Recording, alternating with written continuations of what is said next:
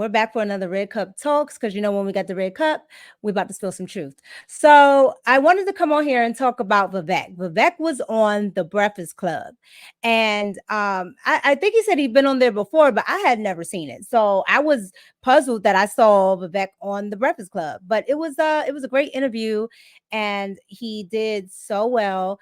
It was about 35, 40 minutes, but I didn't want to touch on the whole interview. I wanted to actually touch on certain parts that I thought were very thought provoking and might be beneficial to both sides if they take Vivek's advice.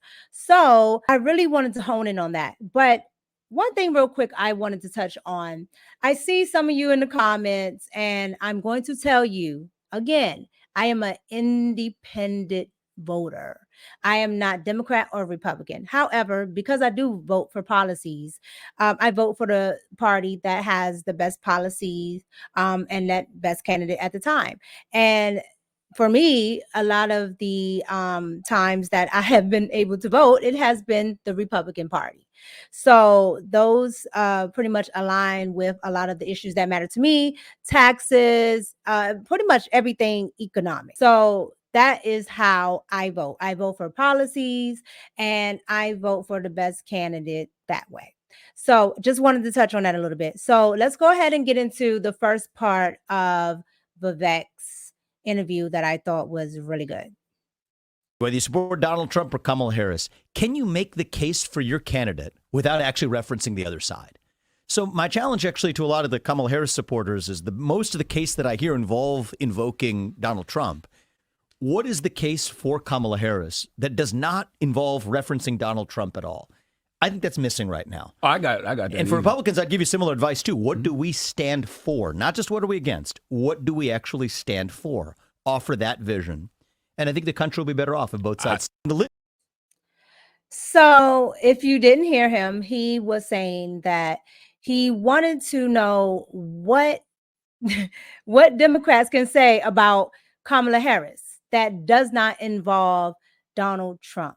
Because for the life of me, anytime you ask anybody, okay, anytime you ask anybody on the Democratic side, or if they're, moderate liberals or anything like that, if they're going to vote for Kamala Harris, and when they vote for Kamala Harris, what drives you? What policies? Because she still doesn't have a website up. So if she doesn't have a website up, how do you know these policies, right? And she's only done a couple of rallies, and all of the rallies she says the same thing. Yes, she says the same thing, because all of her speeches match up. I'm actually going to do a video on that. But nevertheless, how do you know her policies? Like, how are you getting this information? And that is something that I am particularly interested in knowing, right? But what is the case, right? What is the case for Kamala Harris without mentioning Donald Trump? I guess if I was a Democrat, right, and I wanted to vote for Kamala Harris, the only thing that I know right off the bat, right, is that she's for abortions or reproductive rights. That's the only thing I can really think of. So if we're going to say something about Kamala Harris, it will probably be that. Because I can't think of anything else. Like, Kamala Harris does not, and I repeat, does not have any policies, nor does she talk about any policies. The latter days, she's been, still in Donald Trump's policies, but that's a whole nother video. But she doesn't have any policies of her own. They're not on her site, and she barely talks about them on the campaign trail. So what do we really know about Kamala? But I do think that is a good point that Vivek brought up. What can you say about your candidate that doesn't mention the other candidate? As far as Donald Trump, right, we can mention tons of things. He's already had his own presidency, right? He hasn't been a vice president. He's actually ran the country. So we can talk about a lot of things. And if you want to get into the perspective of the Black community, the opportunity zones, the guarantee money for the HBCUs, we can get into wanting to keep the borders closed. I mean, the wall, we can run the gamut, right?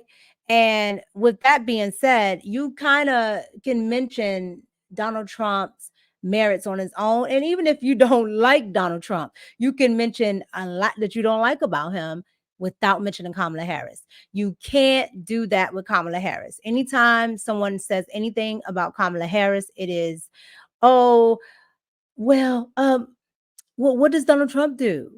And I'm just like, Donald Trump has nothing to do with your candidate. Just like Kamala Harris has nothing to do with Donald Trump if you like Donald Trump, right? So I just thought that was a very good point. So another point I wanted to touch on really quick was the point of disagreement. I thought Vivek really hit it here. With her.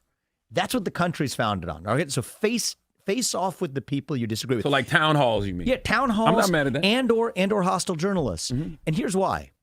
When you stop talking not to people hostile, hard hitting.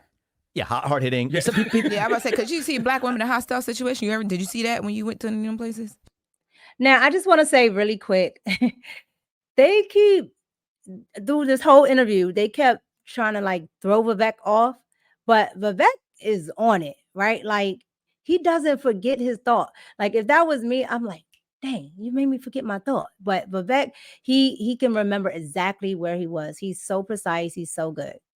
She gonna know how to handle it. She gonna be good. I hope so. We'll see. I hope so for the country. But here's what I will say is, when you stop talking to people who disagree with you, it becomes a lot easier to demonize them. And that's what happens in the country. So say what you will about, I know we probably have different views on who we're voting for this cycle, but I will say more so than most Republicans, and in this cycle more so than the Democratic opponent, Donald Trump has talked to people who disagree with him, faced off more than Kamala Harris has, and I think she has a couple months left to see if she has it in her to level up. If you want to sit across the table from Xi Jinping or Vladimir Putin, then you better be willing to sit across the table from your fellow Americans. I thought that was a phenomenal point. Let's take this first point, right? She hasn't even sat across from a CNN interviewer, right? So she hasn't given any interviews. She hasn't talked to anyone, right?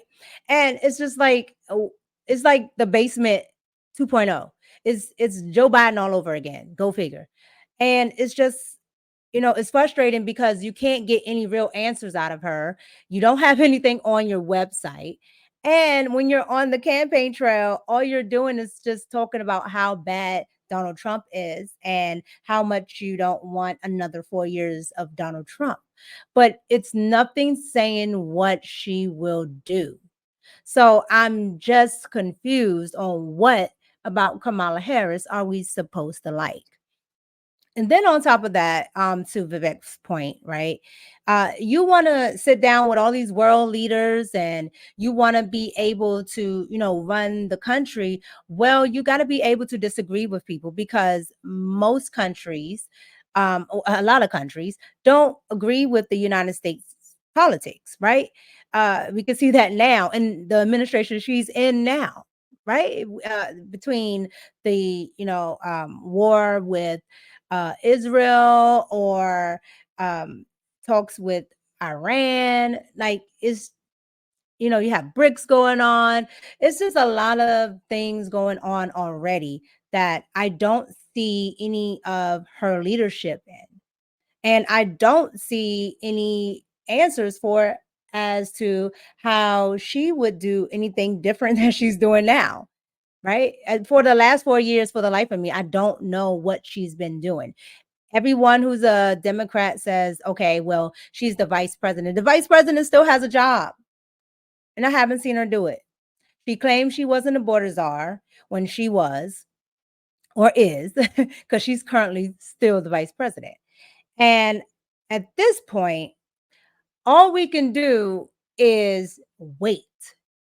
But I've never, since I've been voting, I've never seen someone, a candidate, not only be selected and not elected, but get away without answering any vital questions, have a strong according to them, have a strong base, a strong voting base based on just a honeymoon phase, not even really anything substantive because she hasn't said anything.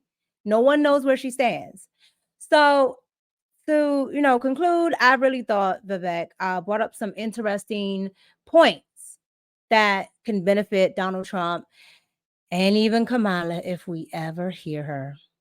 But I'm sure she's going to run this all the way. Well, she did agree to a debate, but I really want to see like a one-on-one. I would love a town hall style. Maybe, some people in the audience can come with their own questions, but she's going to try to hide from the media to me as long as they'll let her hide because they're complicit in this. So in conclusion, Vivek is Vivek. He's great, phenomenal speaker.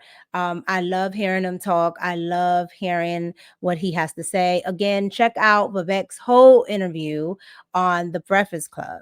All right. It's your girl, Micca. This is another Red Cup Talks because, when we got the red cup, we're about to spill some truth. Thank you for watching, and I'm out.